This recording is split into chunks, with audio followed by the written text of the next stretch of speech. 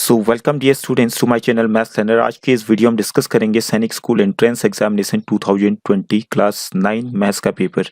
सैनिक school society ने paper upload कर दिया अपनी ऑफिशियल वेबसाइट पे। तो ये आपका प्रिंट है, इसका प्रिंट उतना साफ नहीं है, बट जहाँ पे आपको समझ में नहीं आएगा वहाँ पे मैं थोड़ा सा इसको डिक्टेट करके आपको बताऊंगा। तो आशा करता हूँ कि आपने अपना जो पेपर है अच्छा किया होगा, अच्छे स्कोर किए होंगे अपने पेपर में। अगर नहीं भी किए तो कोई बात नहीं, आप नेक्स्ट टाइम ट्राई कीजिए और इम्प्रूव कीजिए अपने आप को।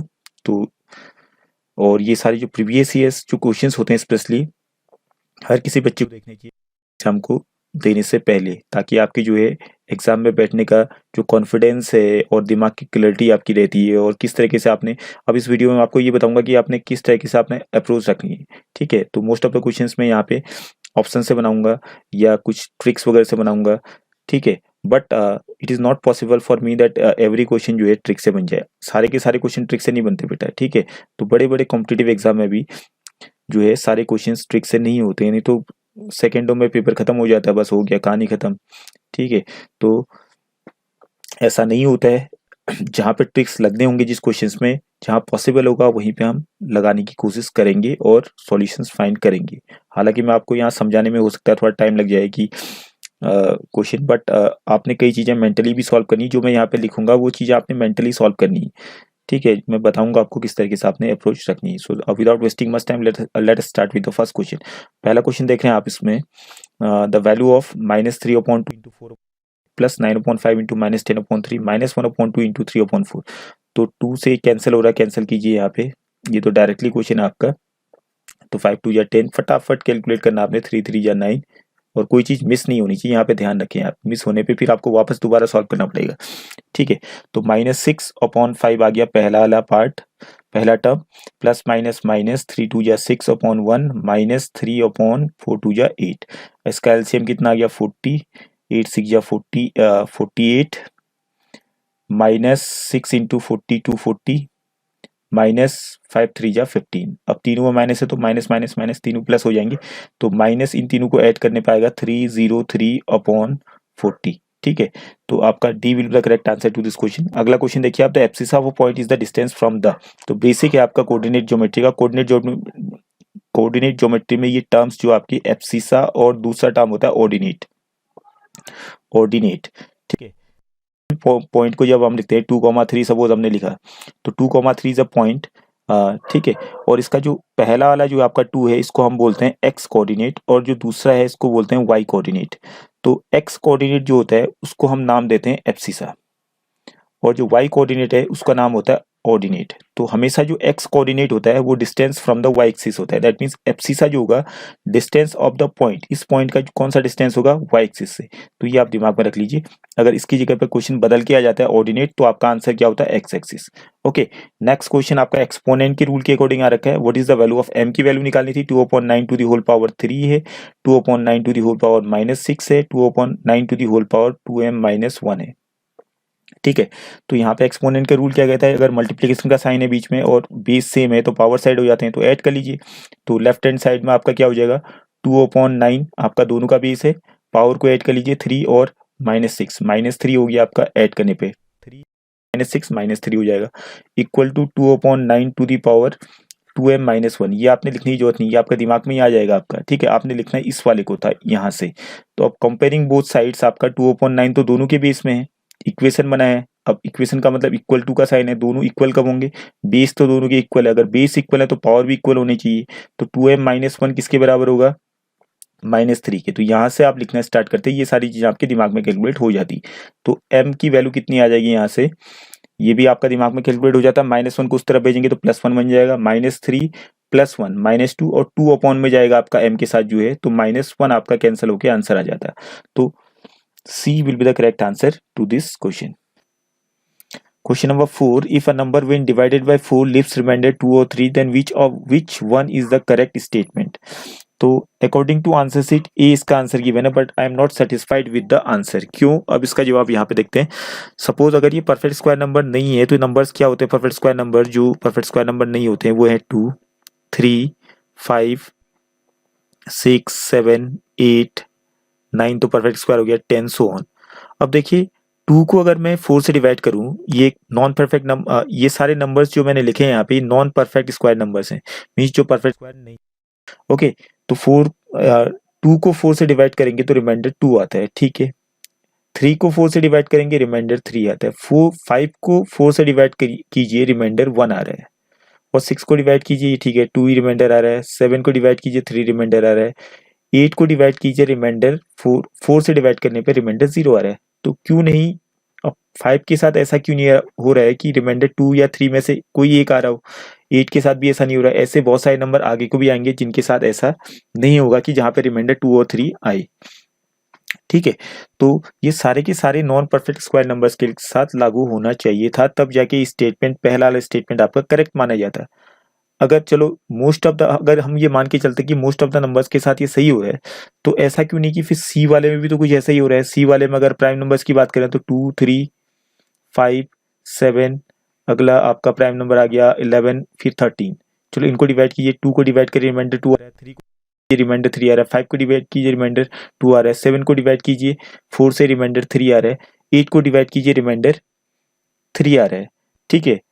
तो यहाँ भी तो बहुत सारे केसेस, आप 13 को डिवाइड करेंगे तो यहाँ रिमाइंडर 3 नहीं आ रहा है। 4 3 या 12, रिमाइंडर 1 आ रहा है, तो इसमें एक ये छूट गया। फिर आगे अगर हम और प्राइम नंबर्स की बात करें तो यहाँ पे 17 आ गया है, तो 4 4 जा 16, 17, फिर 18, 19 आपका रिमाइंडर हो गया। 4 4 जा 16, तो यहाँ भी रिमाइंडर 3 आ रहा है। तो यहाँ भी मोस्ट ऑफ द केसेस में यहाँ पे भी ऐसा ही हो रहा है, 2 या 3 रिमाइंडर आ रहा है, कुछ नंबर छूट जा रहे हैं। बट ये सारे के सारे नंबर के साथ जब लागू होता तब जाके वो स्टेटमेंट ट्रू माना जाता। बट यहाँ पे लिखा है the number is not a perfect square number, तो मेरे अकॉर्डिंग इसका आंसर नन ऑफ दीस होना चाहिए था। ओके, अगला क्वेश्चन देखिए आप, question number 5, the value of root of 2304 plus root of 0.1764। तो सिंपल सा क्वेश्चन है, स्क्वायर रूट निकालना अगर आपका आता है चुटकियों में तो आपका डायरेक्ट क्वेश्चन है 0.48 इसका स्क्वायर रूट होता है, और 0.42 इसका स्क्वायर रूट हो गया, 0.48 माइनस 0.42। अब इसका स्क्वायर रूट कैसे निकालते हैं, ये सारी चीजें मैं आने वाली वीडियोस में आपको समझाऊंगा, ठीक है। बहुत सिंपल तरीका है, देखते ही आप स्क्वायर रूट बताएंगे कि आंसर्स मतलब चुटकियों में आपकी निकल जाएंगे स्क्वायर रूट से रिलेटेड, क्योंकि ये सारे के सारे परफेक्ट स्क्वायर नंबर्स हैं, ठीक है। तो 0.90 इनको ऐड करके आ गया, अपॉन 0.06 इनको सब्ट्रैक्ट करके आया है, तो 90/6 डेसिमल काट दो, दो प्लेस, तो 6 से 15 टाइम्स किया, 16 5 जा 6 15 जा 90, तो आंसर कितना आ गया 15। तो A will be the correct answer to this question. अगला क्वेश्चन देखिए आप, 3 numbers are in the ratio 2:3:4, the sum of their cubes is 33957, ठीक है। चलो एक काम करते हैं, सबसे पहले sum of the cube, second वाली कंडीशन को लेते हैं, cube sum of their cubes तो इस 33957, तो इसमें लास्ट में जो वंस प्लेस में है वो नंबर डिजिट है 7। अब इस 7 को आप दिमाग में रखना है। अब ये क्वेश्चन में ऑप्शंस जो हैं, ऑप्शन ए में चलते हैं। सबसे पहले ऑप्शन ए में 16, 24 एंड 32। तो 16 का वंस प्लेस क्या है 6, और 24 का वंस प्लेस 4, 32 का वंस प्लेस 2। तो हमने केवल वंस प्लेस का ही काम लेना है, और वंस प्लेस को पहले क्यूब कीजिए, सम ऑफ देयर क्यूब्स कह रहा, तो 6 का क्यूब क्या होता है 216, तो केवल वंस प्लेस लेंगे 6।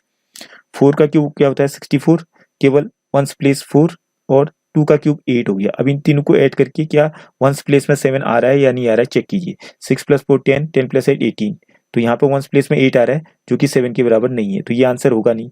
दूसरे वाले में चलिए, 2 का क्यूब 8, 8 का क्यूब 512 का 2 आ जाएगा, प्लस 4 का क्यूब 64, 64 का 4 आ गया। इन तीनों को ऐड कीजिए, 4 + 2 6, 6 + 8 14, तो 14 का 4, वंस प्लेस में 4 आ रहा है, तो यहाँ पे 7 के बराबर ये भी नहीं आ रहा है। अगला चलते हैं, 4 का क्यूब 64 का 4, 1 का क्यूब 1, 8 का क्यूब 512 का 2 आ गया, तो 4 5 6 7, तो ये आपका 7 के बराबर आ रहा है। दैट मीन्स ये आंसर होना चाहिए।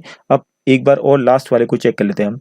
8 का क्यूब 512, 343 का 3 हो गया, 6 का क्यूब 216 का 6 हो गया। 10 तक के क्यूब तो आपको वैसे ही याद होनी चाहिए, तब जाके ये सारी चीजें होती हैं। 2 + 3 5, 5 + 6 11, 11 का 1 आ गया वंस प्लेस में, ठीक है। तो आप देख रहे हैं यहाँ पे कि वंस प्लेस में जो है सेटिस्फाई किया, 7 को केवल सेटिस्फाई कराना था यहाँ पे, 33957 का जो 7 है, तो इससे ही आपका आंसर आ चुका है। अब देखिए रेशियो भी इनमें 2:3:4 रेशियो में तो होंगे ही। अगर देखिए 7 से डिवाइड कीजिए इसको, 7 2 जा 14, 7 3 जा 21, 7 4 जा 21, तो ये रेशियो में 2:3:4 रेशियो में भी है ही, तो ये इसका आंसर हो गया। So hope this is clear.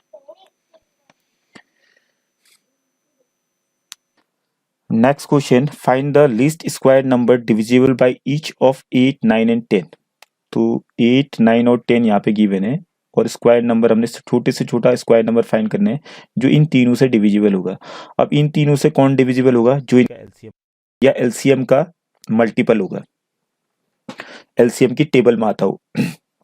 ठीक है, अब देखिए सिंपल सा आपका ऑप्शन को भी देखिए और अपने एलसीएम भी निकालना है। अब एलसीएम कैसे निकालना है जल्दी, आपने एलसीएम निकालने के लिए 8 और 10 को देखिए। 8 और 10 का एलसीएम क्या होता है? 8 और 10 में कॉमन आ रहा है, 9 में 8 9 9 तो अलग हो गया, 9 और 8 और 10 में कुछ भी कॉमन नहीं है।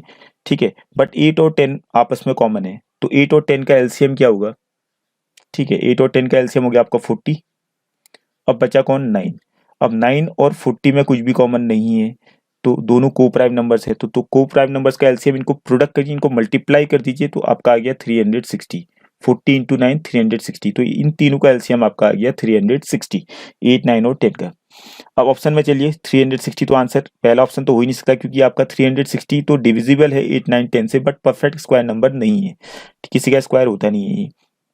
ठीक है, उसके बाद 36 भी नहीं है, उसके बाद सी वाला आपका हो सकता है, जबकि अब हम डी वाले को नहीं देखते हैं। अब डी वाले को देखिए आप, डी वाले को 3.6 इंटू 10 का स्क्वायर है, तो 3.6 इंटू 10 का स्क्वायर माने 100, 100 से मल्टीप्लाई करिए कितना आ जाएगा? 360। तो 360 भी किसी का स्क्वायर, मतलब कोई परफेक्ट स्क्वायर नंबर होता नहीं है, तो आपके पास एक ही आंसर बचा 3600। तो 3600 will be the answer to this question. वैसे आप अगर आपको नहीं भी करते इसको आंसर, ये आपको सॉल्व करने की जरूरत भी नहीं थी मेरे according.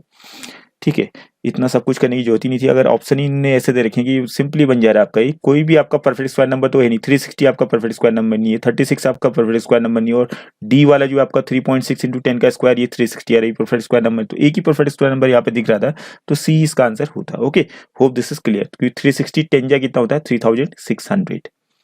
Question number 8. 1481001A095 is a multiple of 11 where A is a digit, the value of A is। अब यहाँ पे 11 का जो डिविजिबिलिटी रूल वो आता है काम, तो 11 का डिविजिबिलिटी रूल हर किसी को मालूम होगा आपका।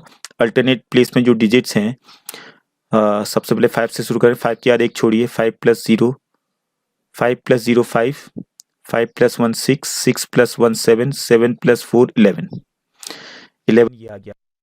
अब इसके बाद 9 9 प्लस ए को अभी रहने दीजिए, 9 + a + 0 9 ही रहेगा आपका ये, 9 + a + 8 9 + 8 17 17 + a हो गया, 17 + 1 18 + a आ गया।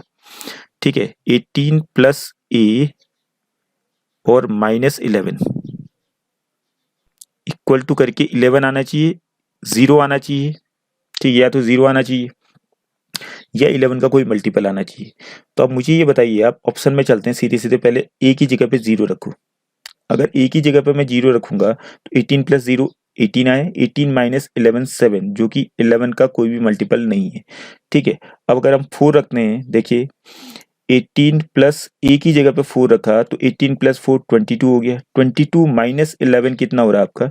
22 - 11 इज 11, जो कि 11 का मल्टीपल है, तो आपका यही आंसर हो जाएगा ऑप्शन से। हमने, ठीक है, इतना इसको सॉल्व करने की जरूरत नहीं थी, ऑप्शन से आपका आंसर आ चुका है। ये भी आपका ऑप्शन से बनने वाला क्वेश्चन है। Find the value of A and B, B A into B3। अब देखिए पहला ऑप्शन है ए, अगर ए की जगह पे मैं सपोज करो बी ए की जगह पे मैं अगर 5 रखता हूँ, ठीक है, और बी और नीचे में 3 है आपका, यहाँ पे 5 7 ए लिखा हुआ है यहाँ पे, तो आप देखिए इनको मल्टीप्लाई 3 5 जा 15, 3 5 जा 15 आ रहा है, देखिए आप। तो यहाँ जो 5 है और यहाँ भी आपका 5 आ रहा है, मीन्स कहने का मतलब अगर ए यहाँ पे गिवन है क्वेश्चन में बी ए, और नीचे में आपका यहाँ पे सेम ए की ए जो ए है यहाँ भी वही आना चाहिए, ए यहाँ है तो यहाँ भी ए आना चाहिए। तो यहाँ पे देखिए 5 रखने पे यहाँ भी आपका 5 ही आ रहा है। ठीक है, ए की जगह पे 5 रखेंगे तो नीचे जो आंसर है, आंसर वाला ए, वहां भी आपका 5 ही आ रहा है। दैट मीन्स ए की वैल्यू तो 5 ही होगी।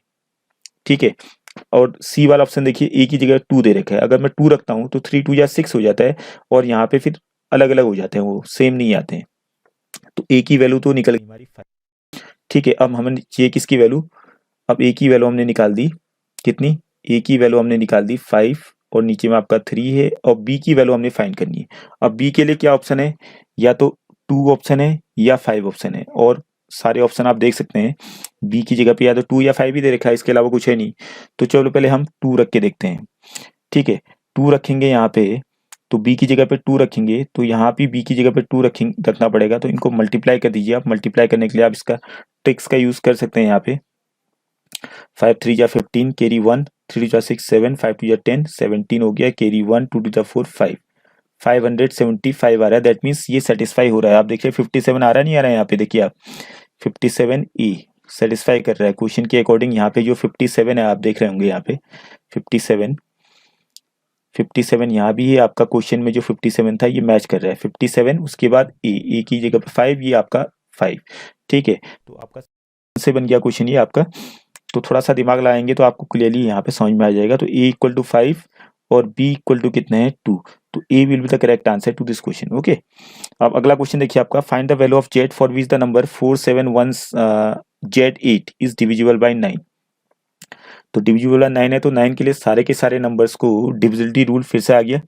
तो सारे के सारे जो इनके डिजिट्स हैं इनको ऐड कर लीजिए। 4 + 7 11, 11 + 1 11 + 1 12, 12 + 8 20 और 20 प्लस जेड बच गया। अब जेड की जगह पे क्या लिखें कि वो 9 से डिविजिबल हो जाए नंबर। तो पहला ऑप्शन क्या है 4, तो जेड की जगह पर 4 रखिए। 20 + 4 24, 24 इज नॉट डिविजिबल बाय 9, तो ये आंसर होगा नहीं। 5 रखिए, 25 इज नॉट डिविजिबल बाय 9। 7 रखिए, 20 + 7 27, 27 इज डिविजिबल बाय 9, तो C will be the correct answer to this question. Okay, अगला क्वेश्चन देखिए आप, question number 11, if the area of an equilateral triangle is 64√3 square, then find the side of the triangle.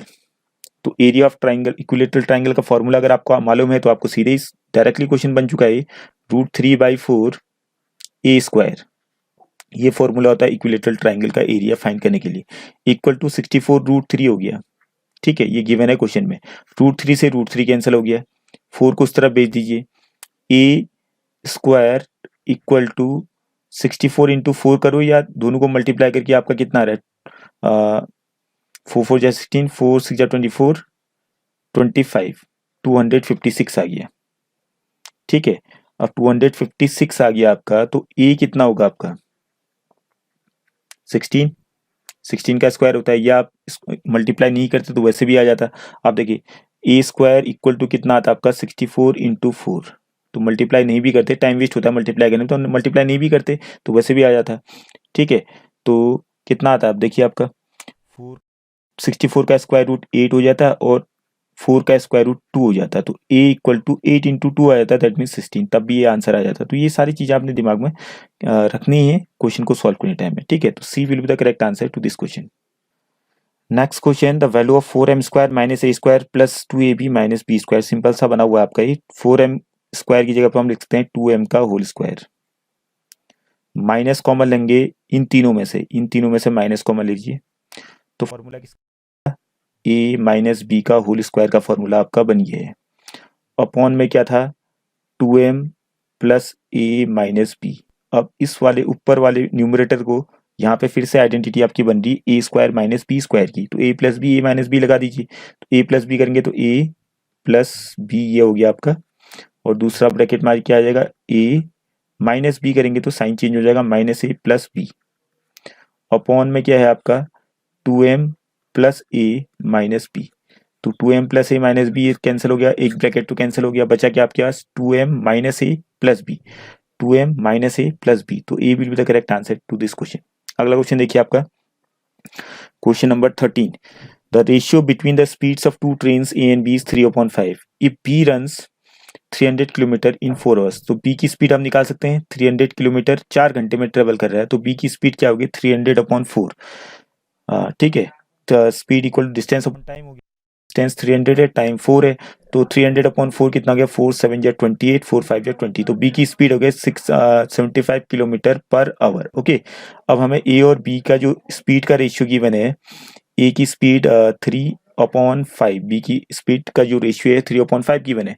तो अब यहाँ पे आप इसको सॉल्व करिए, ए की जो स्पीड है हमने निकालनी है और बी की स्पीड हमें मालूम है 75 है, तो इसको सॉल्व करना बहुत सिंपल हो गया। 5 से कैंसिल कीजिए 75 को, 5 15 जा, 15 को क्रॉस कीजिए 3 के साथ, 15 3 जा 45, तो ए की स्पीड कितनी होगी 45 किलोमीटर पर आवर, ठीक है। तो ये आपका आंसर हो जाएगा।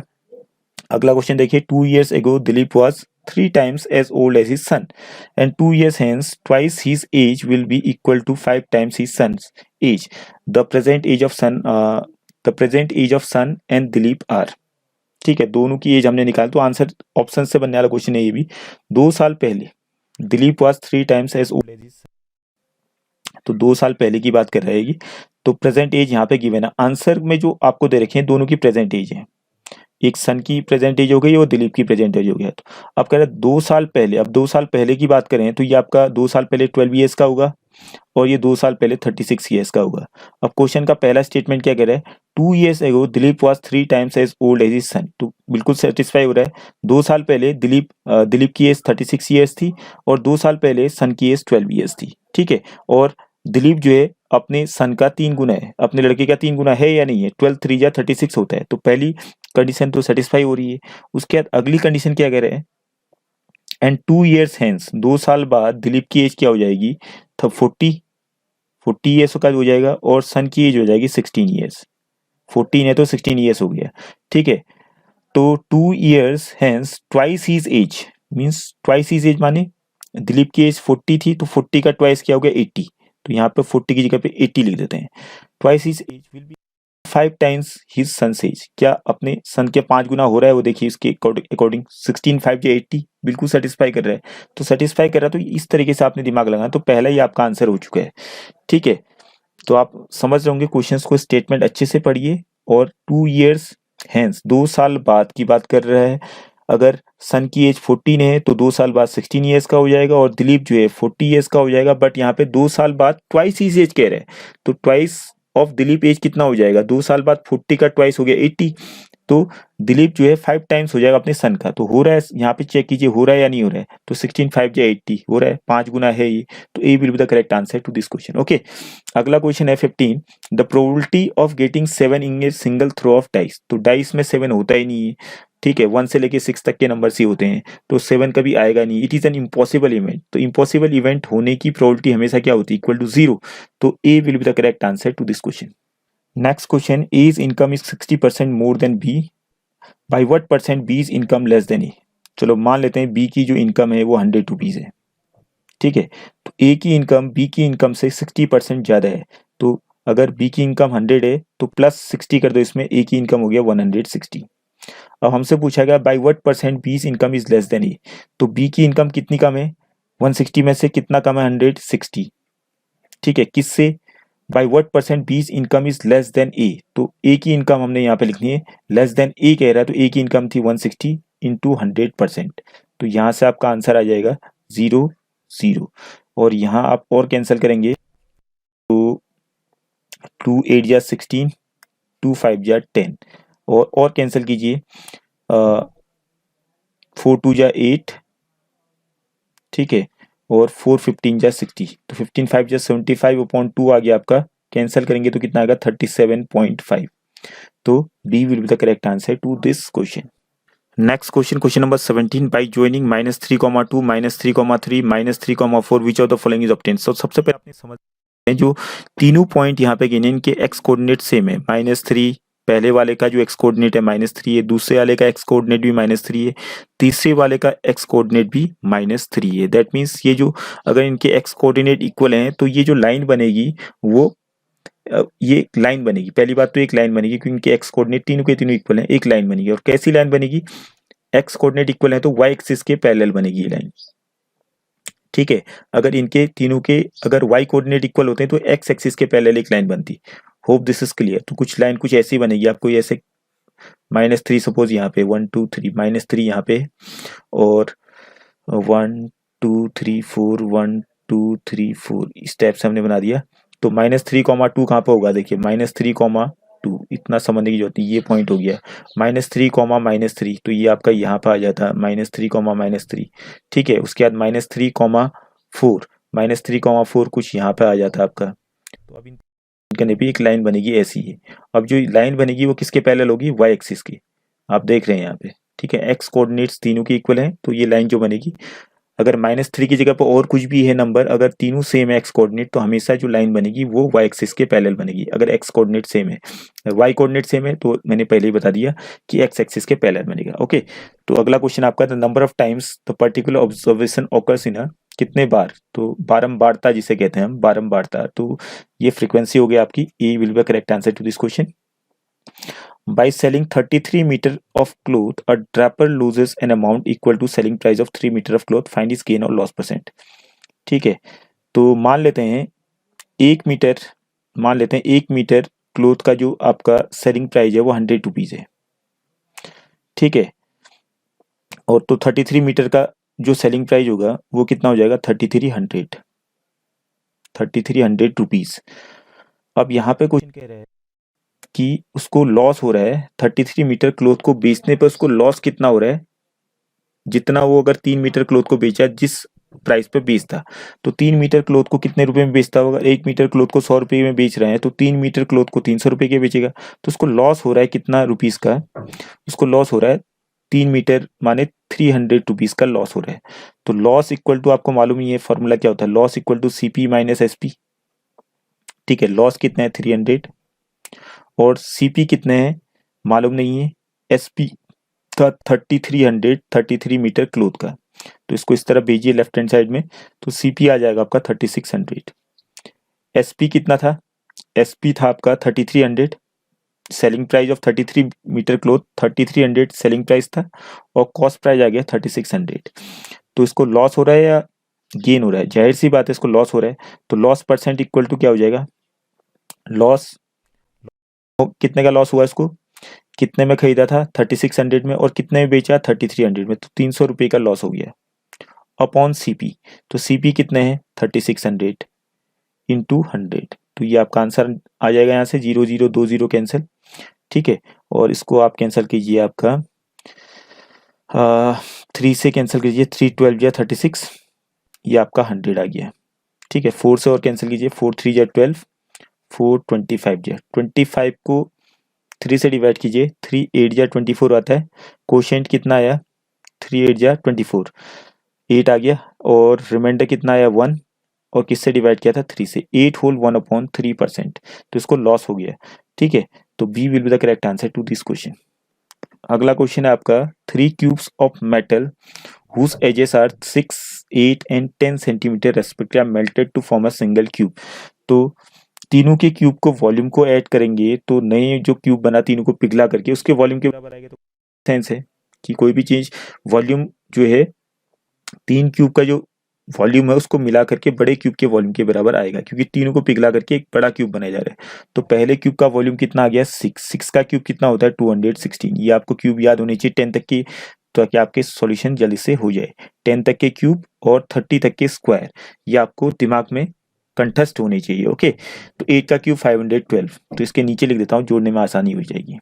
ठीक है, ये आपका 512, और उसके बाद 10 का क्यूब 1000, तो 1000 ये आ गया आपका। इन तीनों को ऐड कर लीजिए, कितना आ गया 8, उसके बाद 1718। ठीक है, तो आपका ये किसके बराबर हो जाएगा 1718, 1718 ये बन गया। तीनों के क्यूब के वॉल्यूम को हमने ऐड कर दिया, तब जाके 178 आए, वो किसके वॉल्यूम के बराबर होगा जो बनेगा। मान लेते हैं बड़े क्यूब की साइड होगी ए, तो उसका वॉल्यूम हो गया ए क्यूब इक्वल टू 1718 आ गया। ठीक है, अब आंसर में चलिए, आपने इसका क्यूब रूट निकालने की जरूरत नहीं, आंसर खुद ही बता देगा आपको। ठीक है, अब 24 तो इसका आंसर हो नहीं सकता है, क्योंकि 24 जो है 24 का क्यूब करूंगा तो 1718 नहीं आएगा, क्योंकि इसके वंस प्लेस में 4 है। 4 का क्यूब करके लास्ट में क्या आता है 64, वंस प्लेस में 4 आ रहा है। 20 का क्यूब करके लास्ट में 0 आएगा, बट यहाँ पे लास्ट में हमें क्या चाहिए 8, और 8 का क्यूब करेंगे तो लास्ट में 12 आता है 512, तो यहाँ पे ये भी नहीं होगा आंसर। अब बचा 12 का क्यूब 2 का क्यूब कीजिए, 2 का क्यूब 8, लास्ट में 8 आ रहा है आपका वंस प्लेस में, तो D will be the correct answer to this question. Okay, तो कभी आपको क्यूब रूट निकालना पड़ेगा, कभी नहीं निकालना पड़ेगा। अब क्वेश्चन के अकॉर्डिंग, अब ऑप्शन से ही आपका जब आंसर मिल जा रहा है तो आपने इतना लंबा दिमाग क्यों लगाना है कि इसका क्यूब रूट निकालने में लंबा सा प्रोसेस करें, उसके बाद टाइम वेस्ट करें अपना। ठीक है, तो अगला क्वेश्चन देखते हैं। अब नेक्स्ट क्वेश्चन आपका find the single discount equivalent to two success of 20% and 10%। तो मान लेते हैं 100 रुपीज से शुरू हुई कहानी, और पहला डिस्काउंट कितने रुपीज का मिला, -20% का, तो 20% कम कर दो, बन गया 80। अब 80 में से फिर अगला जो डिस्काउंट है वो 10% का है, तो 80 में से कम कीजिए आप कितना, 10%, 10% ऑफ 80। ठीक है, या आप एक काम कीजिए, यहाँ पे हमने डिस्काउंट ही निकालना है तो 80 लिखने की जरूरत ही नहीं है, तो अगला डिस्काउंट, पहला डिस्काउंट तो चलो 20 रुपीज का सीधे सीधे हो गया। ठीक है, अगला डिस्काउंट कितना होगा, कितना परसेंट, 10% ऑफ 80, तो 0,000, अगला डिस्काउंट 8 रुपये का हुआ। ठीक है, 100 रुपये में जब पहला डिस्काउंट पड़ा वो पड़ा 20 रुपये का, 20 रुपीज का, और फिर वो बना 80 रुपीज, 80 रुपीज का फिर हमने 10% और डिस्काउंट निकाल तो 8 रुपीज आ गया यहाँ पे, तो परसेंटेज के फॉर्म में ही आ जाएगा 20, पहला 20 था, दूसरा आपका डिस्काउंट हुआ 20, दोनों सक्सेसिव डिस्काउंट्स को मिला के कितना आ गया, 20 + 8, 28%। तो C will be the correct answer to this question. Next question, ये सिंपल सा क्वेश्चन है, direct which of the following is not a case of direct variation. तो डायरेक्ट वेरिएशन क्या होता है आपको मालूम चाहिए, एक क्वांटिटी अगर इंक्रीज होती है तो उसके साथ साथ दूसरी क्वांटिटी भी इंक्रीज होनी चाहिए, अगर एक क्वांटिटी इंक्रीज हो रही है दूसरी क्वांटिटी डिक्रीज हो रही है उसके साथ साथ, तो वो आपका इनडायरेक्ट वेरिएशन हो जाता है। तो यहाँ पे, या इनवर्स वेरिएशन भी आप कह सकते हैं, number of seeds of some kind are increased when their total weight is increased. ठीक है, दोनों चीज इंक्रीज होगी, अगर सीड्स इंक्रीज होंगे तो वेट भी इंक्रीज होगा, ये आपका डायरेक्ट वेरिएशन है। More quantity of petrol is required to travel more distance, ज्यादा पेट्रोल तो ज्यादा डिस्टेंस कवर होगा, कम पेट्रोल होगा तो कम डिस्टेंस कवर होगा, तो डायरेक्ट वेरिएशन है, ये भी डायरेक्ट वेरिएशन है। More fees would be collected if number of students increase, अगर ज्यादा इंक्रीज होंगे तो ज्यादा फीस आएगी, कम स्टूडेंट होंगे तो कम फीस आएगी, तो डायरेक्टली प्रोपोर्शनल है, तो ये भी आपका डायरेक्ट वेरिएशन होगा। तो बचा आपके पास टाइम। ठीक है, नंबर ऑफ वर्कर्स ज्यादा होंगे तो टाइम, काम करने में टाइम कम लगेगा, मीन्स वर्कर्स ज्यादा हो रहे हैं और लेकिन वर्कर्स जैसे ही ज्यादा हो रहे हैं टाइम कम लग रहा है उस काम को करने पे, तो ये आपका इनवर्स वेरिएशन का हो गया। दैट मीन्स ये आपका डायरेक्ट वेरिएशन का केस नहीं, तो D will be the correct answer to this question. Okay, अब नेक्स्ट क्वेश्चन देखिए आप, a + b + c = 9, ab + bc + ca = 23। तो a² + b² + c² निकाल दो, सीधे फॉर्मूला लगा दो, a² + b² + c² फॉर्मूला क्या होता है, a + b + c का whole square -2 times ab + bc + c। तो अगर ये फॉर्मूला आपको मालूम है तो आप डायरेक्टली आप इसको सॉल्व कर लेंगे। a + b + c हम ऑलरेडी गिवन है, कितना है 9, तो 9 का square -2 into ab + bc + ca कितना गिवन है 23, तो आप आ जाएगा 81, 9 का स्क्वायर 81 -2 इंटू 23 46, घटा दीजिए आप कितना आ गया 5, और 7 में से 4 गया 3, 35। ठीक है, तो A will be the correct answer to this question. अगला क्वेश्चन कह रहा है, on dividing 200 into 2 parts 1/3 of the first part and 1/2 of the second part are equal. हालांकि सीधे ऑप्शन से ही बन सकता है क्वेश्चन, बट हम सीधे इसको ऑप्शन से ना करके वैसे कर लेते हैं, वो ज्यादा बेटर रहेगा। 200 के 2 पार्ट्स कर दिए, एक तो x हो गया, दूसरा पार्ट क्या हो जाएगा 200 - x। ठीक है, अब 1/3 ऑफ द फर्स्ट पार्ट, तो फर्स्ट पार्ट का 1/3, तो 1/3 of x is equal to the half of second part. Half of second part माने सेकेंड पार्ट क्या था आपका 200 - x। अब इसको क्रॉस मल्टीप्लाई कीजिए आप, क्रॉस करने पे आपका आ जाएगा 2 × 1 2x इक्वल टू 2 3 से इधर मल्टीप्लाई किया, ब्रैकेट के अंदर भेजिए इसको, 3 2 = 6 600 -3 × x, तो इस तरफ लाइए लेफ्ट हैंड साइड में 5x हो गया, 5 से इसको डिवाइड कर लीजिए 600 को, तो 5 12 × 60 होता है आपका 0, 120 आ गया x। ठीक है, अगर x 120 आ गया तो दूसरा पार्ट क्या होगा, मतलब 200 के 2 हिस्से किए थे हमने, पहला पार्ट आपका कितना हो गया 120, तो दूसरा पार्ट कितना था 200 - x, 200 - 120 दैट इज 80। ठीक है, तो the larger of the parts, तो दोनों में से कौन सा बड़ा है 120 बड़ा है, तो लार्जर पार्ट हमने निकालना था, तो इसका आंसर हो जाएगा B, 120 will be the correct answer. Next question, on selling a fan for ₹810, तो सेलिंग प्राइस होगी 810 एंड प्रॉफिट परसेंट आपका गिवन है 8%, and for how much did he purchase it, तो हमने निकालना है सीपी। तो सीपी के लिए सीधे फॉर्मूला हो गया 100 × SP, 100 × SP upon profit percent, तो ये लिखना नहीं है आपने, ये फॉर्मूला दिमाग में रखना है बस। तो 100 × SP, तो 100 × SP, SP कितना आपका 810, तो 810 × 100 कितना हो जाएगा 810, फिर 2 0 अपॉन 100 प्लस प्रॉफिट परसेंट कितना हो गया आपका 108। ठीक है, इसको 9 से कैंसिल कीजिए, 9 9 जा 81, 9000 अपॉन यहाँ पर आपका आ जाएगा 9 1 जा 9, 9 2 जा 18, 12 से डिवाइड कीजिए 9000 को, तो कितना आ जाएगा, 12 7 जा 84, कितना बचा 6, 12 5 जा 60, एक जीरो आ गया। ठीक है, तो D will be correct answer to this question. अगला क्वेश्चन देखिए आप, 3 टू द पावर 2x है आपका ये, और 3 into 3 to the power x plus 3 है, और उसके बाद 3 to the power 4 minus x है आपका ये, और equal to square root of 3 to the whole power 10 है ये। ठीक है, तो आप एक्सपोनेंट का रूल यहाँ पे सिंपल सा क्वेश्चन है, बेस सब लेफ्ट हैंड साइड में सब सेम है, और मल्टीप्लिकेशन का साइन है बीच में, तो इनके पावर्स ऐड कर लीजिए आप। 3 की पावर क्या बन जाएगा, 2x plus x 3x, 3x minus x 2x, और प्लस 3 आपका ऐसे ही बच गया, equal to square root of 3 को अगर हम हटाएंगे तो 3 की होल पावर में 1/2 आ जाएगा।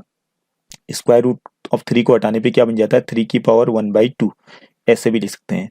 बट इसकी होल पावर में 10 है, तो इंटू 10 हो जाएगा, तो 2 5 जा 10, तो 3 की पावर क्या बन जाएगा 5।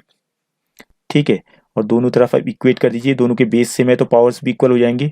तो पावर्स में 2x प्लस 3 इक्वल टू 5 करेंगे, तो 3 को उस तरफ दीजिए, 2 बन गया, 5 माइनस 3 2, तो x इक्वल टू 2/2 1, तो C will be correct answer to this question. अब नेक्स्ट क्वेश्चन है आपका, ये थोड़ा सा प्रिंटिंग इसकी साफ नहीं आ रही, minus A to the power 4 है आपका ये, minus A to the power 4 into B to the power 3 into C to the power 21 upon नीचे में आपका C to the power 9 into A to the power 12। अब इसका हमने निकालना है क्यूब रूट।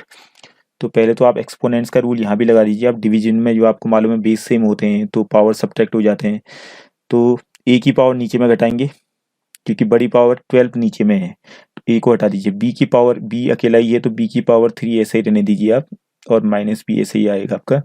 सी की पावर में आप देखें ऊपर और नीचे दोनों जगह पे, बट बड़ी पावर जो ऊपर है 21 माइनस 9, तो कितना हो जाएगा 12, तो इंटू सी की पावर 12 हो गया अपॉन, अब इसको आप सी की पावर तो हमने ऊपर भेज दी, ए की पावर का हिसाब किताब रह गया, ए की पावर 4 अपॉन ए की पावर 12, तो ए की पावर नीचे में क्या आ जाएगा 12 माइनस 4 8।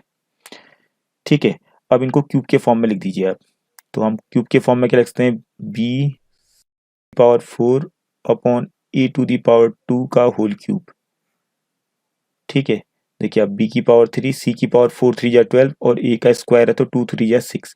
अब इससे क्यूब रूट जो आपका कट जाएगा तो क्यूब यहाँ से कैंसिल हो जाएगा, जब ये क्यूब रूट आएगा तो इंटू 1/3 बन जाएगा क्यूब रूट, 3 से 3 कैंसिल हो जाएगा, तो आपके आंसर ये बच जाएगा। ठीक है, तो होप दिस इज क्लियर। तो D will be the correct answer to this question, minus b c to the power 4 upon a square। अगला क्वेश्चन है आपका, if n is a perfect cube number then every prime factor n occurs। तो 3 ही बार आएगा, जाहिर सी बात है, perfect cube number है तो 3 टाइम्स, तो सिंपल सा डायरेक्ट क्वेश्चन है, C will be correct answer. अगला question, find the greatest number of 4 digit which is a perfect square. तो सिंपल सा क्वेश्चन है।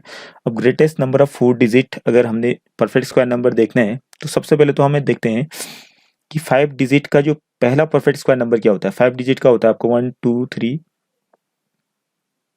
4, ये 5 डिजिट नंबर है। 10,000 इज अ 5 डिजिट नंबर, 1 2 3 4 5, और सबसे छोटा 5 डिजिट नंबर है, और ये परफेक्ट स्क्वायर नंबर है, ये 100 का स्क्वायर होता है। ठीक है, तो 100 का अगर ये स्क्वायर है तो जाहिर सी बात है जो 4 डिजिट नंबर होंगे वो उससे पहले आएंगे। ठीक, तो ग्रेटेस्ट निकालना है तो 100 से पहला नंबर क्या होता है, अगर 100 का स्क्वायर आपका 10,000 बन रहा है जो कि 5 डिजिट परफेक्ट स्क्वायर नंबर हो जा रहा है पहला छोटा। ठीक है, तो उससे पहले आपका जस्ट पहले 99 आता है। अब 99 का आपने स्क्वायर निकालना है, तो 99 का स्क्वायर निकालने के लिए वेरी सिंपल, 9900 माइनस 99 कर दीजिए आप। ठीक है, 99 फिर 2 जीरो लगा दो, फिर 99 घटा दिया तो 1, यहाँ से 9 में से 9 गया 0, तो 9801 आपका आ गया। तो 99 का स्क्वायर, अब स्क्वायर निकालने की ट्रिक्स वगैरह मालूम है तब भी आप इसको सिंपली कर सकते हैं। तो ये सारी चीज़ें मैं डिस्कस करूंगा आपसे आने वाले फ्यूचर में वीडियोज़ में, तो सारे कैलकुलेशन वगैरह आपकी जल्दी हो जाएंगे। तो D will be correct answer question.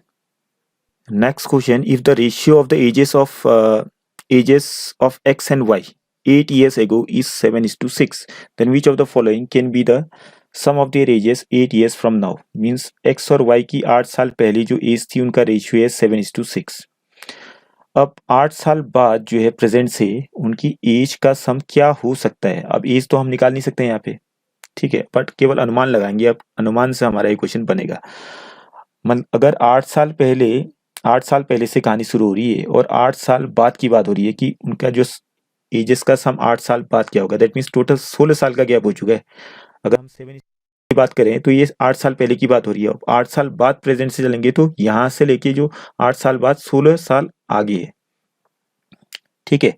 अब 16 साल आगे है तो चलो मान लेते हैं अगर 7 और अगर 8 साल पहले एक्स की एज 7 थी तो वाई की एज उस समय 6 थी, ठीक है। अब 16 साल के बाद ये प्लस 16 ईयर्स का हो जाएगा और 6 वाला जो है ये भी 16 ईयर्स ज्यादा का हो जाएगा। दैट मीन्स कितना आ गया, 7 + 16 23 और 6 + 16 22। अब इन दोनों का सम करके कितना आ रहा है 5 45 आ रहा है, जो कि इनमें से ऑप्शन में कुछ है ही नहीं। अगर 7 और 6 इनकी एज नहीं है तो हो सकता है 7 का डबल कर दीजिए और 6 का भी डबल कीजिए। अगर 7 का डबल करेंगे तो आ जाएगा 14, या इसकी एज 14 होगी और दूसरे की एज कितनी होगी 6 को ऐड कर दीजिए, कितना आ गया 6 और 1 + 1 26। और आपका 16 और 16 भी ऐड करना है दोनों में, 16 + 16 32 ऐड कर लीजिए तो दोनों की एज का सम कितना आ रहा है 858, तब भी ऑप्शन में नहीं है। अब अगला आ जाएगा 3 टाइम्स कर दिए, 7 3 जा 21 और 6 3 जा 18, 3 गुना कर देंगे तो अब इनको जोड़िए कितना आ गया 9 3। अब इसमें 32 ऐड कर दीजिए तो कितना आ रहा है 11 71, क्या इन ऑप्शन में नहीं है। अब अगला 4 गुना करिए, हो सकता है x की एज 4 गुना मतलब 28 ईयर्स का x हो और y की एज कितनी हो 8 4 जा 32 प्लस और 32 ऐड करने हैं तो ऐड कर लीजिए कितना आ गया है 10 12 कैरी 1 3 3 6 7 8 9 92, तो ये भी नहीं आ रहा है, ठीक है। तो अब देखा हमने 7 अगर है 7 4 जा 28, अच्छा सॉरी 6 4 जा 24 आएगा यहाँ पे 24, हमने यहाँ पे गलत लिख दिया 24 आएगा, 6 4 जा 24, 8 + 4 12 12 + 2 14 कैरी 1 3 5 6 7 8 9, ठीक है 94 यहाँ ऑप्शन में आपको दिख रहा है डी वाला, ठीक है। तो अब अनुमान से हमने ये लगाया है कि जो रेशियो है रेशियो के हिसाब से अनुमान किया, हो सकता है एक्स की एज 7 होगी या 6 होगी। अगर ऐसा किया हमने देखा कि कंडीशन फुलफिल नहीं हो रहा है, फिर इसका डबल किया, फिर ट्रिपल किया, फिर चौपल किया, मीन्स 4 गुना किया।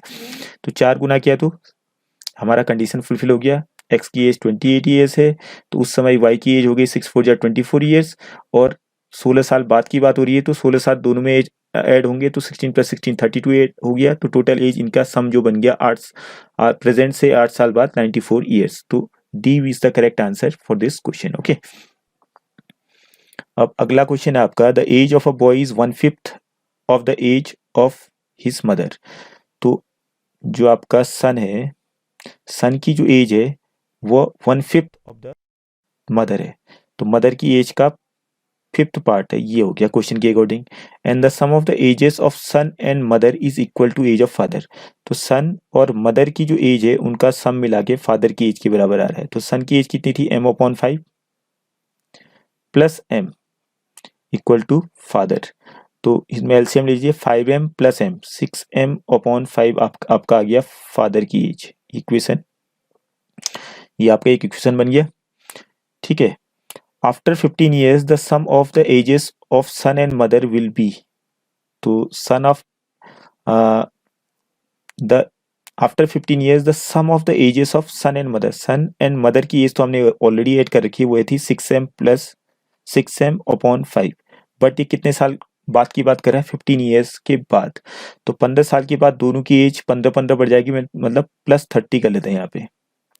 15 साल सन की एज बढ़ जाएगी और 15 साल मदर की एज बढ़ेगी 30, ठीक है। The sum of the ages of the son and mother will be 4/3 of his father, ये हो गया, ठीक है। इसको आप कैलकुलेट कर लीजिए, तो ratio of the present ages of son, mother and father, तीनों की एज निकालनी, तभी रेशियो निकल पाएगी। तो यहाँ से आप सॉल्व कर लीजिए इसको। तो एक इक्वेशन हमारा ऑलरेडी बना था पहले, एफ की जगह पे देखिए इक्वेशन 1 यहाँ पे लिख दिया मैंने। एफ इक्वल टू कितना था 6m/5। तो इक्वेशन 2 है आपका ये, इक्वेशन 1 इसको मान लेते हैं, एस इक्वल टू m/5। ये इक्वेशन 1 हो गया, इक्वेशन 2। अब इक्वेशन जो 3 है आपका, जो आपका जहाँ पे पहुंचे हैं हम, एफ को हटा करके इसी जगह पर इक्वेशन 2 से 6m/5 लिख दीजिए। तो कितना आ जाएगा 6m/5 plus 30 equal to 4/3 into 6m/5। ये एफ की जगह पे आ गया। 3 से कैंसिल कीजिए, 3 2 जा 6, तो कितना आ गया आपका 6m/5 माइनस 4 2 जा 8, 8m/5 को इस तरफ भेज दीजिए आप, इक्वल टू 30 को इस तरफ भेज के -30 हो गया। तो कितना आ गया आपका -2m/5 equal to -30। 30 minus minus cancel, 2 से काट दीजिए 30 को, 2 15 जा 30, 5 से मल्टीप्लाई कीजिए तो मदर की एज आ गई 75 ईयर्स। अब मदर की एज तो 75 हो गई, ठीक है। सन की एज कितनी होगी, सन की एज होगी आपकी, इक्वेशन 1 में देखिए m/5, तो 1/5 था, तो 75/5 15 हो गया। और फादर की एज कितनी आएगी, तो फादर की एज के लिए इक्वेशन बनाया 2, तो 6 इंटू मदर की एज, 6 इंटू m/5। तो m/5 का मतलब कितना आया था 15, 15 6 जा 90, तो फादर की एज 90। तो आपने क्या निकालना है इनका रेशियो, तो किससे कैंसिल हो गए तीनों के तीनों, 15 से कैंसिल हो रहा है, 15 1 जा 15, ओके, 15 5 जा 75, 15 6 जा 90। तो तीनों की एज जो है 15 से कैंसिल हो रही है, 15 1 जा 15, 15 5 जा 75, 15 6 जा 90, तो 1:5:6। तो C will be the correct answer to this question. ये आपका ये हो गया, ये आपका 94 था। अब अगला question number 32। The ratio of the income of P and Q is 5:4। The ratio of expenditure is 4:3. The saving of P is more than Q by 16 whole 2/3%. तो what percent of his income does Q spend? तो Q ने कितना खर्चा किया। चलो मान लेते हैं P की जो इनकम है वो 500 रुपीज़ मान लेते हैं, ठीक है। और Q की जो इनकम है वो मान लेते हैं 400, क्योंकि इनका रेशियो 5:4 गिवन है, के अकॉर्डिंग की इनकम मान ली। अब the ratio of the expenditure, तो एक्सपेंडिचर जो गिवन है 4 मान लेते हैं। अगर P का जो एक्सपेंडिचर है, एक्सपेंडिचर इसके बाद लिख देते हैं हम, P का जो एक्सपेंडिचर और Q का एक्सपेंडिचर उनका रेशियो गिवन है 4:3। अब तो यहाँ पे 100 और ऐसे तो 400 300 तो मान नहीं सकते, एक ही बार मानने, तो अब इसको मान लेते हैं 4x और इसका जो एक्सपेंडिचर मान लेते हैं 3x, Q का जो एक्सपेंडिचर है। The saving of P is more than Q by 16 whole 2/3%। तो सेविंग ऑफ P कितना होगा, सेविंग ऑफ P कितना हो जाएगा आपका, saving of P equal to, saving of P will be 500 minus 4x, क्योंकि 500 कमाता है और 4x इसने एक्सपेंड किया।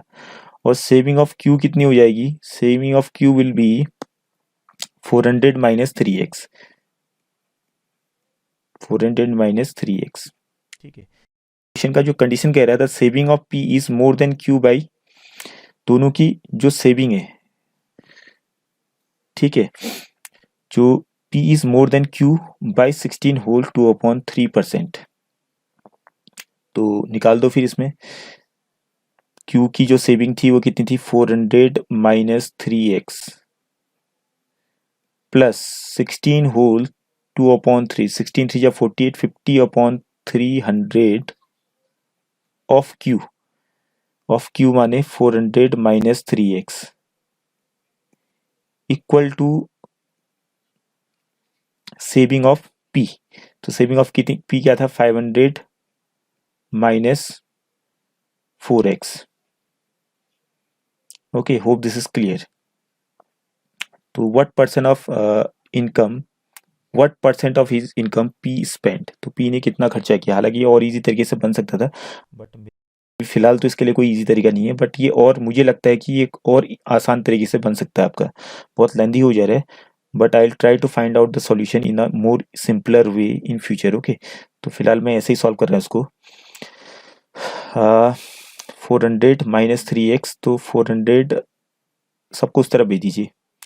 0, 0, 5, 6 या 30, इसको केवल यहाँ पे रहने दीजिए। 400 माइनस 3x अपॉन 6, इसको यहाँ रहने देते हैं, बाकी को उस तरफ भेजते हैं। 500, 400 को इस तरफ भेजिए, कितना आ जाएगा 100, और माइनस 3x को इस तरफ भेजिए तो प्लस 3x हो जाएगा, तो -4x plus 3x minus x हो गया। क्रॉस कीजिए तो कितना आएगा 400 माइनस 3x इक्वल टू, बहुत लेंथी क्वेश्चन हो गया आपका, 600 माइनस 6x। इसको यहाँ भेजिए तो प्लस 3x हो जाएगा, या 6x को इस तरफ लाइए तो 3x हो गया ये आपका, इक्वल टू 200। ठीक है, 400 उस तरफ भेज दिया है तो x इक्वल 200/3। ठीक है, तो x 200/3 है। तो यहाँ पूछा क्या क्या आपसे, what percent of his income does P spend. तो P कितना स्पेंड कर रहा है, P ने स्पेंड किया कितना, P ने स्पेंड किया 4x रुपीज, तो 4 से इसको मल्टीप्लाई किए 800/3, 800/3 रुपीज इसने एक्सपेंड किया। ठीक है, खर्च किया।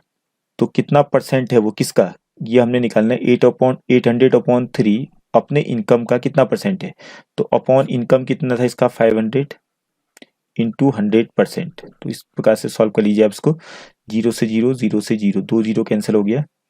5 से आपका 800 कैंसिल हो जाएगा, 5 16 जा 80, 0, तो 160/3 आ रहा है आपको। 3 से इसको डिवाइड कीजिए, 3 5 जा 15, ओके 1 बचा, 3 3 जा 9, फिर 1 बचा आपका 1/3, तो 53 होल 1/3% आपका। बट बहुत लेंथी क्वेश्चन हो गया आपका ही। ठीक है, but I will try to provide you the solution in the more simpler way, इससे बन सकता है ये। तो आई थिंक दैट ये क्वेश्चन जो है बहुत लेंथी हो चुका है मेरे अकॉर्डिंग। ठीक है, I will try to provide the solution in more simpler way in future. Okay, hope this is clear. Answer तो आएगी। नेक्स्ट क्वेश्चन,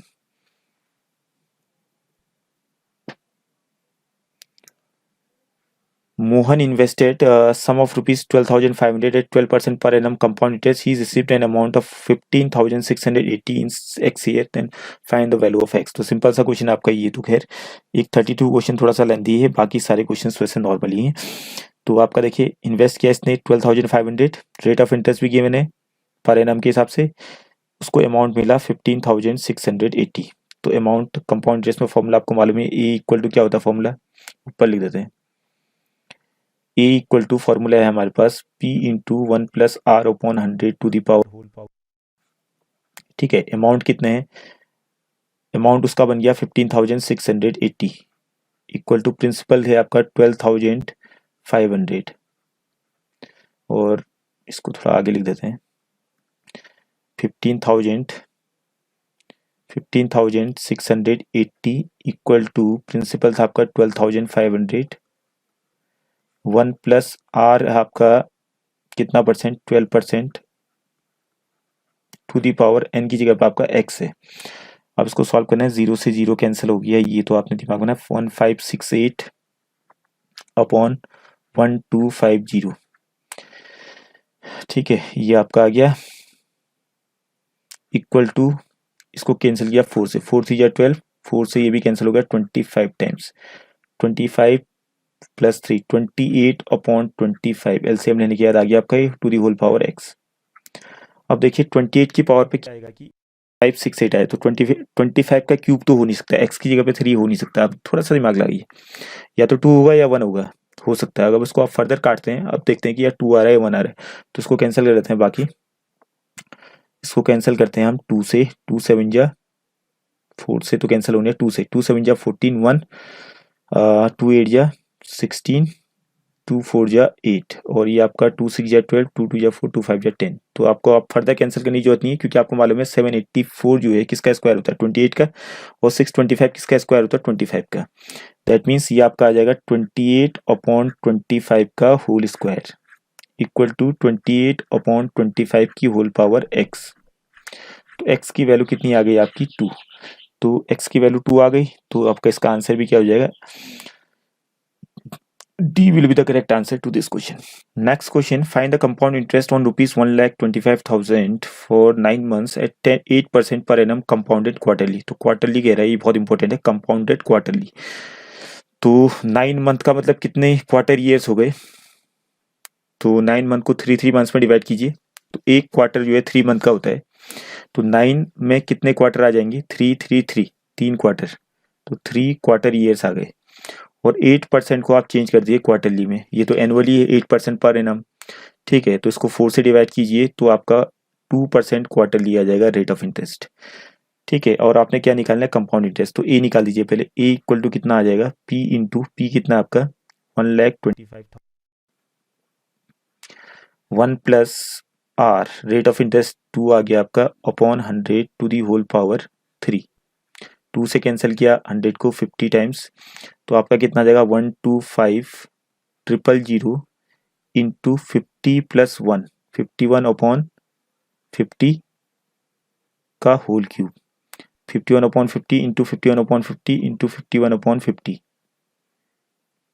ठीक है। 0 0 0 3 जीरो तो वैसे ही कैंसिल हो गए, 5 5 जा 25, 5 5 जा 25, 5 जा 125, ये भी कैंसिल हो गया, बचा आपका 51 का क्यूब।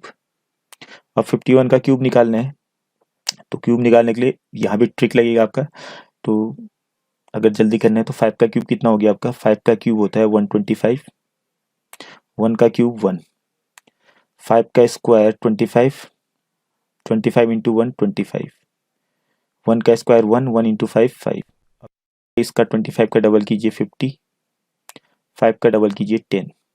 अब यहाँ से ऐड करना शुरू करिए, 1 का तो सीधे 1 ही उतरा, 5 प्लस 10 15, कैरी 1, 50 प्लस 25 75, कैरी 1 हो गया तो 76 हो गया, कैरी 7, 7 यहाँ ऐड कर लीजिए तो कितना आ गया आपका 132, तो आपका आ गया 132,651, ये तो आपका अमाउंट आ गया, हमने क्या निकालना था, सी आई, तो प्रिंसिपल इससे घटा दीजिए 125,000 इससे घटा दीजिए तो आपका आंसर आ जाएगा 156, और यहाँ से आपका 7 आ गया, तो 7651, तो B will be the correct answer to this question. तो क्यूब, ये सारे ट्रिक्स वगैरह बाद में आपको समझाऊंगा आने वाले वीडियोस में, तो आपने देखिए क्यूब की ट्रिक्स मालूम है तो आप इसको इस तरीके से इजी तरीके से सॉल्व कर सकते हैं, ओके।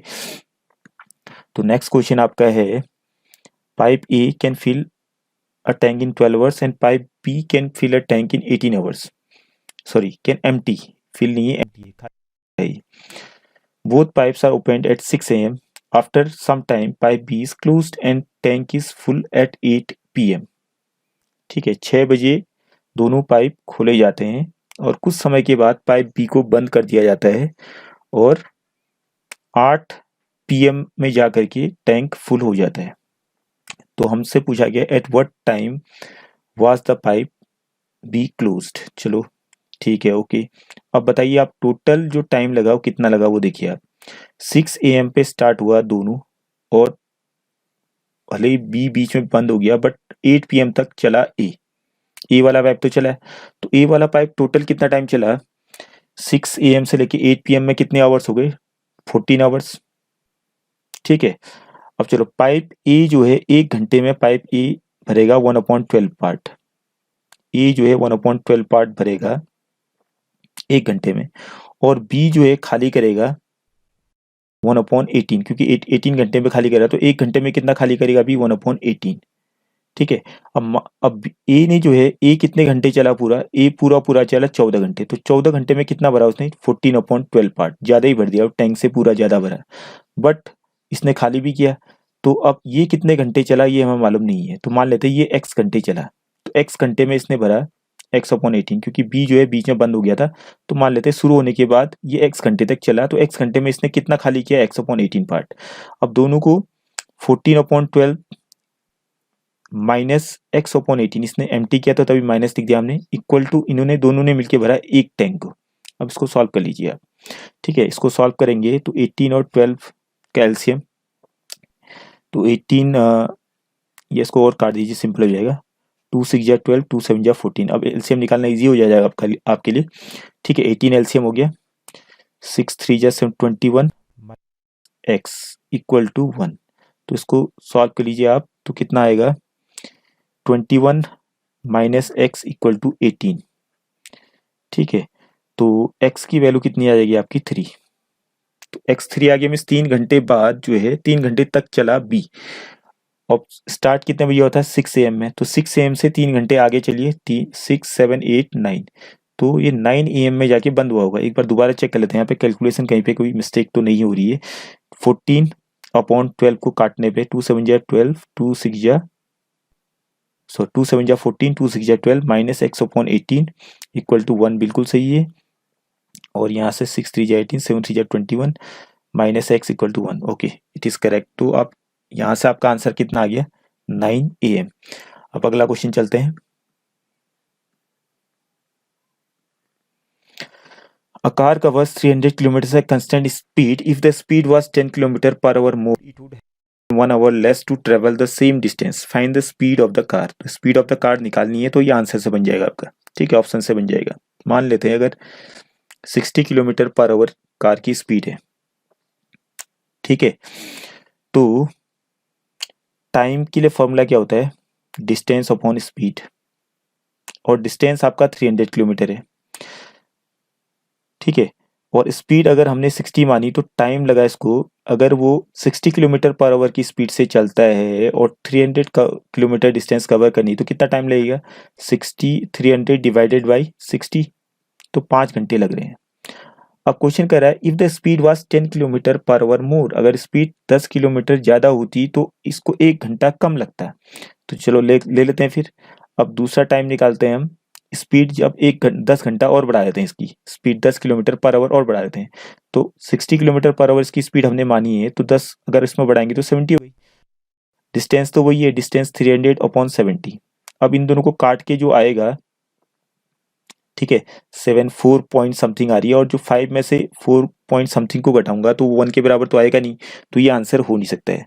अब मान लेते हैं अगर ये 50 होगा, टाइम अगर 50 है, तो टी आ जाएगा आपका पहली केस में, डिस्टेंस आपका 300 था, 50 से डिवाइड कीजिए तो आपका कितना आ गया 6 घंटे लगेंगे इसको इस स्पीड से अगर चलेगा 300 किलोमीटर कवर करने के लिए।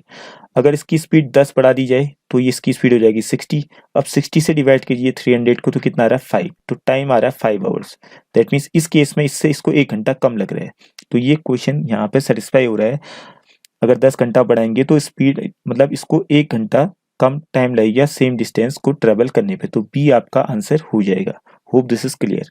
अगला क्वेश्चन आपका सिंपल सा है, 2 trains are travelling in opposite directions, उनकी स्पीड गिवन है, ठीक है, दोनों मीटर पर सेकेंड में, तो इनकी रिलेटिव स्पीड हो जाएगी, दोनों अपोजिट डायरेक्शन में स्पीड ऐड कर देंगे तो रिलेटिव स्पीड आ जाएगी आपकी 30 + 25 55 मीटर पर सेकेंड। ओके, उसके बाद आपका आ गया if the length of one train is 300 metre and the other is 250 metre, तो दोनों का डिस्टेंस की जगह पे दोनों की लेंथ को आप ऐड कर दीजिए, 550 आ गया ये 550 metre. Okay, then find the time taken by the trains to cross each other, तो टाइम इक्वल टू फिर से वही फॉर्मूला आ गया, distance upon speed, distance 550 upon speed 55, cancel कीजिए 10 टाइम्स कैंसिल हो गया ये, तो 10 सेकेंड्स, तो B will be the correct answer to this question.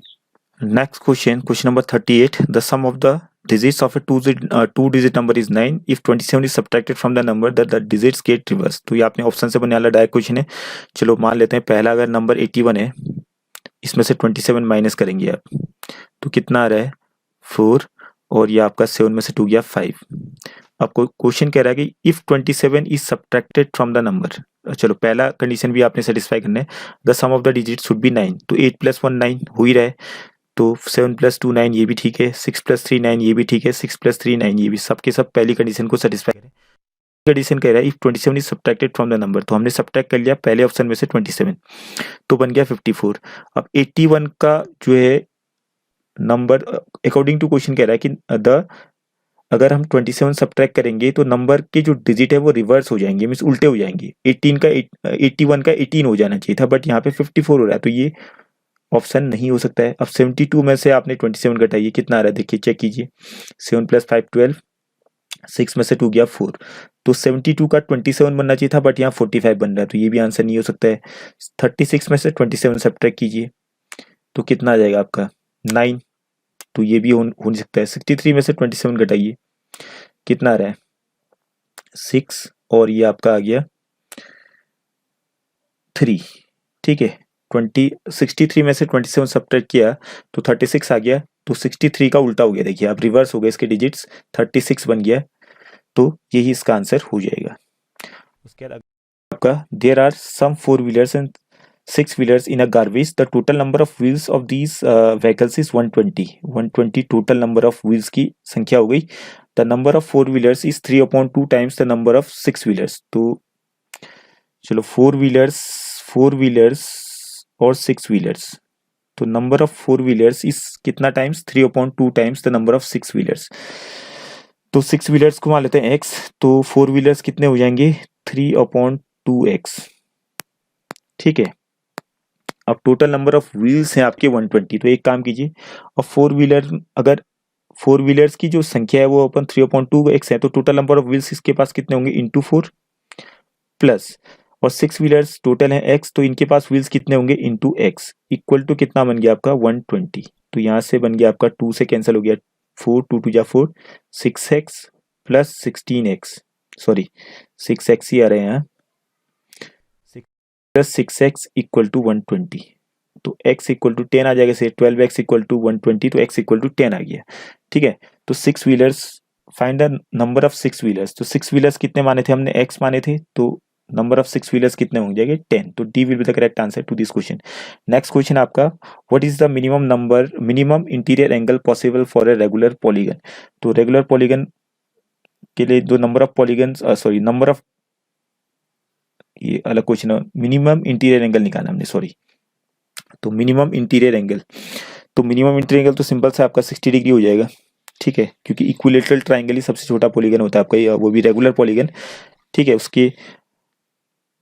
उसका जो हर कोई एंगल 60 डिग्री का होता है। तो मिनिमम इंटीरियर एंगल पूछा है, तो इंटीरियर एंगल आपका 60 डिग्री का हो जाएगा, that is for equilateral triangle.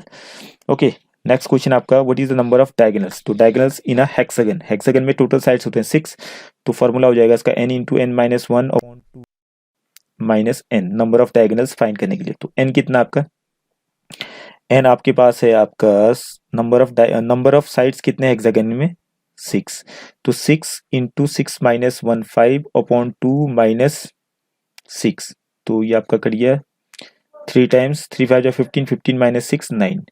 ठीक है, तो C will be the correct answer to this question. Next question, in the adjacent figure the bisectors of angle A and angle B meet at P. दिख रहा होगा figure में आपको, angle C, ये आपका यहाँ पे ए बी सी होगा, यहाँ पे C is 100 degree and D is 60 degree. Find the measure of angle A P B, ये निकालना है आपने।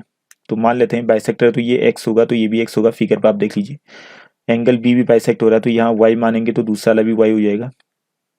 ठीक है, तो अब इन सब का सम कितना हो जाएगा 2x plus 2y plus 60 plus 100 160 equal to 360 degree by angle sum property of quadrilateral. 360 को उस तरफ बीजिए, कितना आ गया 200, और 2 यहाँ पे कॉमन लीजिए x प्लस वाई, तो 2 से कैंसिल हो जाएगा 200, तो x प्लस वाई कितना आ गया आपका 100। ठीक है, हमने एंगल ए पी बी निकालना है, तो एंगल ए पी बी को एंगल पी मान लेते हैं हम, एंगल पी प्लस, अब ये जो ट्राइंगल दिख रहा है आपको यहाँ पे, angle P, triangle P A B, triangle P A B, ये जो आपका ट्राइंगल, इनमें इन तीनों एंगलों का सम 180 डिग्री होगा। तो angle P plus x plus y equal to 180 degree.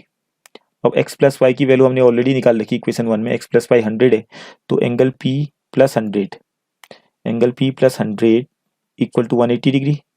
तो 100 को उस तरह बीजिए, एंगल पी की वैल्यू कितनी आ गई 80 degree. Hope this is clear, T will the correct answer to this question.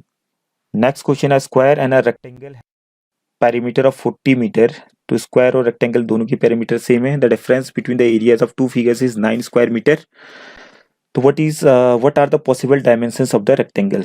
तो स्क्वायर का अगर पेरीमीटर 40 है, तो स्क्वायर की एक साइड कितनी हो जाएगी 40/4, दैट इज 10 मीटर, और स्क्वायर की एरिया कितनी हो जाएगी 100। ठीक है, 10 का स्क्वायर 100। अब क्वेश्चन कह रहा है the difference between the area of two figures is 9 square meter. What are the possible dimensions of the rectangle? तो रेक्टेंगल के पॉसिबल डायमेंशंस क्या हो सकते हैं। चलो पहले ऑप्शन में चलते हैं, ए ऑप्शन में 13 प्लस 7 20, 22 या 40, ठीक है, इसके अकॉर्डिंग टू से इनका पेरीमीटर जो है 40 आ रहा है। अब देखिए इसकी एरिया कितनी आएगी 13 7 या 91। ठीक है, ये तो रेक्टेंगल की एरिया आ गया। अगर रेक्टेंगल की ये लेंथ 13 है और ब्रेथ 7 है, अगर इसको हम आंसर मानते हैं, तो इसकी एरिया आ रही है 91, और स्क्वायर की 100 में से 91 घटाई कितना आ रहा है 9।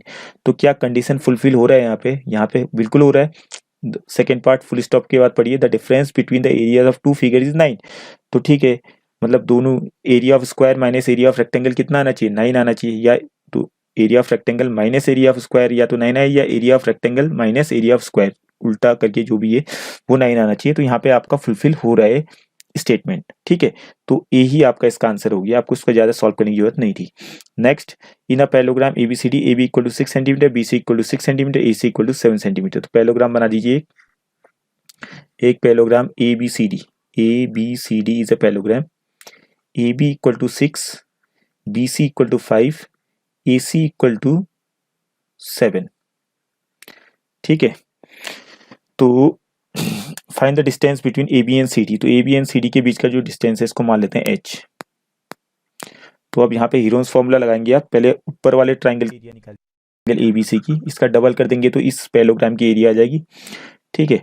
तो हीरोन्स फॉर्मूला से निकालिए एरिया, एस कितना आएगा, semi perimeter, 6 + 5 11, 11 + 9 18, 18/2 9 into 9 - 6 3, 9 - 7 2, 9 - 5 4, square root इसका निकालना है। तो ये आपका 3 बन जाएगा, square root of 9, square root of 4 आ जाएगा आपका 2 इंटू 2, बट ये दोनों आपके 3 इंटू 2 यहीं रहेंगे 6। तो 6√6 आपकी एरिया आ गई किसकी, ट्राइंगल की। अब बताइए इंटू 2 करूंगा यहाँ पे तो पैरेललोग्राम की एरिया आ जाएगी, 12√6 आ गई पैरेललोग्राम की एरिया, ठीक है। तो पैरेललोग्राम की एरिया क्या होती है, बेस इंटू हाइट। तो बेस मान लेते हैं सी डी को बेस मान लेते हैं, base into height, height H मानी थी हमने इक्वल टू 12√6, ठीक है। और सी डी की लेंथ ए बी के बराबर होगी, तो A B opposite sides of parallelogram are equal, तो यहाँ 6 लिख देंगे यहाँ पे। तो 6 इंटू एच इक्वल टू 12√6, तो ये सीधे आपका आंसर आ चुका है, 6 से कैंसिल कीजिए, 6 2 जा 12 इक्वल टू 2√6 आपका आ चुका है, ठीक है। तो हाइट हो जाएगी आपकी 2√6, so D will be the correct answer to this question. इसके बाद अगला क्वेश्चन आपका आ जाएगा, some cubic meters of earth is dug out to sink a well which is 16 meter deep and which has a radius of 3.5 meter. If that amount of earth when taken out is spread over a rectangular plot of dimensions 12 meter into 16 meter, what is the height of the platform? तो दोनों का volume equal कर दीजिए, जाहिर सी बात है। और well आपका किस शेप का है, आपका इस शेप का हो गया, ये सिलेंड्रिकल शेप, ठीक है। तो इसका हाइट दे रखी है और रेडियस दे रखी है, तो इसका वॉल्यूम क्या हो जाएगा, पाई इंटू आर स्क्वायर माने 3.5 into 3.5 into H, height of the well is कितना 16 मीटर, इक्वल टू, अब ये आपका जो रेक्टेंगुलर प्लेटफॉर्म बना है इसको आप जब इसमें मिट्टी चढ़ेगी तो क्यूबॉइड का आकार लेगा, तो ये आप इसकी हाइट मान लेते हैं 25 into length of breadth, length 25 breadth 16, height मान लेते हैं इसकी एच है, ठीक है। अब इसको सॉल्व कर लीजिए आप, तो सॉल्व करने पे ये कैंसिल कीजिए, पहले तो 0.5 ये कैंसिल हो गया, ठीक है। डेसिमल हटा दीजिए पहले, 22 into 5 into 35 into 16 upon, decimal हटाने में नीचे में आ गया 100 और equal to 25 into 16 into H, okay. तो यहाँ पे अच्छी तरीके से लिख देते हैं इसको एक बार,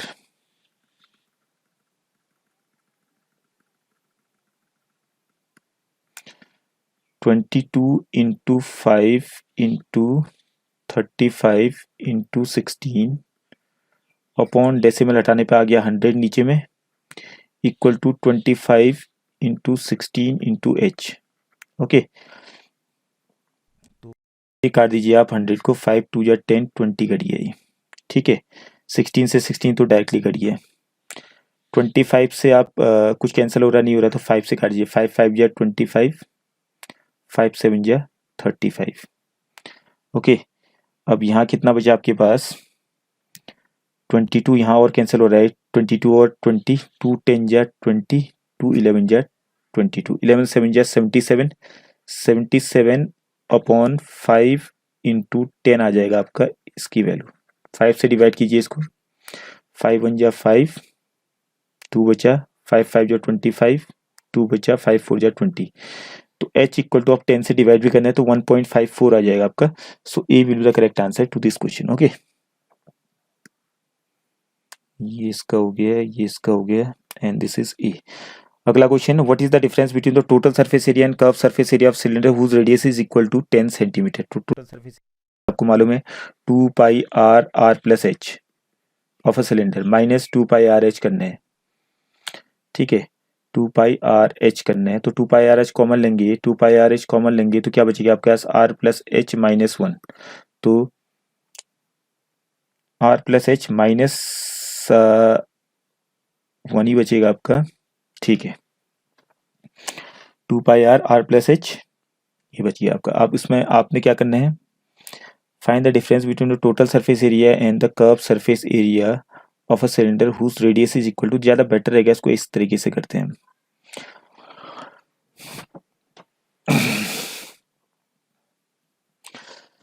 तो टोटल सरफेस एरिया क्या होती है 2 pi R H plus pi R square, ये टोटल सरफेस एरिया होती है किसकी, सिलेंडर की। ऐसे भी लिख सकते हैं आप टोटल सरफेस एरिया को, ठीक है, 2 pi R square, sorry 2 circle curve surface area plus area of 2 circle minus curve surface area आपका 2 पाई आर एच आ गया। तो ये दोनों कैंसिल हो गया आपका, आपके पास क्या बचा 2 पाई आर स्क्वायर, तो 2 इंटू 22/7, ठीक है, हुज रेडियस इज 10 दे रखा है, तो पाई की जगह पे पाई रहने दो आप, क्योंकि यहाँ पे आंसर ही पाई में गिवन है। 2 पाई आर स्क्वायर, तो 10 का स्क्वायर 100, 100 टू जा 200, 200 पाई आपका आंसर आ गया है। होप दिस इज क्लियर, ठीक है। तो टोटल सरफेस एरिया क्या हो जाती है आपकी सिलेंडर की, सी एस ए प्लस ऊपर वाला सर्कल प्लस नीचे वाले सर्कल, तो ऊपर वाले सर्कल की एरिया पाई आर स्क्वायर होगी, नीचे वाले सर्कल की एरिया भी पाई आर स्क्वायर, तभी हमने टोटल सरफेस एरिया क्या लिखा 2 pi R H plus pi R square plus pi R square 2 pi R square minus C A से आपको मालूम है 2 pi R H, okay. Hope this is clear. तो नेक्स्ट क्वेश्चन है, the mean of 6 numbers is 15 if 2 is taken out या taken away from every number the new mean. तो taken away या added कुछ भी होता है यहाँ पे, तो इसका आंसर सीधे आप घटा के निकाल दीजिए। Mean of 6 numbers is 15, mean था, अब जो है 2 सब्ट्रैक्ट कर दिया है तो हर किसी नंबर से, तो नया जो मीन बनेगा वो इन दोनों को सब्ट्रैक्ट करके जो आएगा वही होगा। 15 माइनस 2 13, अगर एडेड होता तो 15 प्लस 2 17, वो आंसर हो जाता है। तो आपने इसको ज़्यादा ये ट्रिकी लगा लीजिए आप, ठीक है, इसको सॉल्व करने की जरूरत नहीं है। तो A will be the correct answer to this question. Next question, question 48. The sides of a triangle are 45, 60 and 75. The length drawn from the longest side to its opposite vertex. तो ये है आपका 45 सेंटीमीटर, 60 सेंटीमीटर एंड 75 सेंटीमीटर इसकी sides की बने, और हमने निकाला find the length of the longest, find the length drawn to the longest side from the opposite vertex. ये हमने परपेंडिकुलर डिस्टेंस निकालना है, ठीक है। तो अब एक काम कीजिए, इसको मैं h मान लेता हूँ, सपोज इसको हम नाम दे देते हैं ए बी सी, आपका ट्राइंगल हो गया, और बी एम परपेंडिकुलर हो गया ए सी के ऊपर में, ठीक है। तो हमने बी एम की लेंथ निकालनी है इसमें, तो एरिया निकाल लीजिए आप, area of this triangle by Heron's formula, तीनों को ऐड कीजिए, 70 प्लस 40 110, 110 प्लस 10 120 प्लस 60 180 अपॉन 2 90 आपका एस आ गया, एस इंटू एस माइनस ए, तो एस माइनस 60 कीजिए, आपका कितना आ गया 90 माइनस 60 30, 90 माइनस 45 45, 90 माइनस 75 15 आ गया। अब इसका स्क्वायर रूट निकालना है, ठीक है। तो यहां से आपका 10 तो बाहर हो जाएगा, 2 0 आप हटा दीजिए, यहाँ से 10 बाहर हो गया, 9 आपका बच गया आपको, और थोड़ा सा स्क्वायर रूट के अंदर इसको एक काम करते हैं, 9 इंटू 3 इंटू 9 इंटू 5 लिख देता हूँ 45 को, और इसको लिख देते हैं 3 इंटू 5 15 को। तो यहाँ से पेयरिंग हो जाएगी, तो इससे आपका 9 भी बाहर आ गया, 3 भी बाहर आ गया, और 5 भी बाहर आ गया। तो एरिया ऑफ ट्राइंगल क्या बन गया इतना, ठीक है। 10 इंटू 9 इंटू 3 5 जा 15, ये एरिया ऑफ द ट्राइंगल हो गया, इक्वल टू फिर कर देते हैं आपको half into base into height. तो बेस ले लेते हैं हम एसी को बेस मानेंगे, तो उसके कॉरस्पॉन्डिंग अल्टीट्यूड हो जाएगा h, जो कि हमने निकालना है। तो इसको सॉल्व कर लीजिए, आपका सिंपली आ जाएगा, 15 से कैंसिल कीजिए 75 को, 15 5 जा 75, 5 से कैंसिल कीजिए 10 को, 5 2 जा 10, 9 2 जा 18, और 2 यहाँ पे जाएगा क्रॉस मल्टीप्लाई, 18 2 जा 36, तो 36 will be the correct answer to this question. So D will be the correct answer. Hope this is clear.